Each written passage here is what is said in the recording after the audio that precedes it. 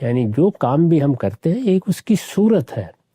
نماز کی ایک صورت ہے، یہ رکوع کرنا ہے، یہ سجدہ کرنا ہے. اسی طرح اس میں کچھ اذکار ہمیں تعلیم دیے گئے ہیں، یہ اس کی صورت ہے.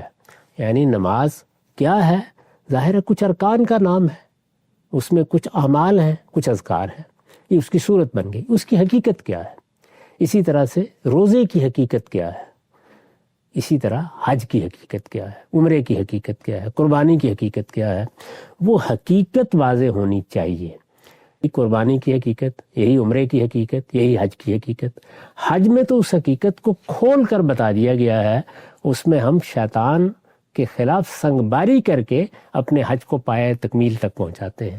اور گویا وہاں یہ پیغام ہمیں ملتا ہے اور وہ لے کر ہمیں اپنے وطن لوٹنا ہوتا ہے کہ ہم یہ شیطان کے خلاف جنگ اپنی زندگی میں جاری رکھیں گے. یعنی جیسے روزے میں ہمیں یہ تعلیم دی جاتی ہے، یہ تربیت دی جاتی ہے کہ ہم نے اگر خدا سے ڈرنا سیکھ لیا ہے اور خدا کے ڈر سے ہم نے پانی کی ایک بوند اپنے حلق میں نہیں جانے دی، ہم کسی روکی ہوئی بات کی طرف نہیں گئے، کسی ممنوع کی طرف نہیں بڑھے.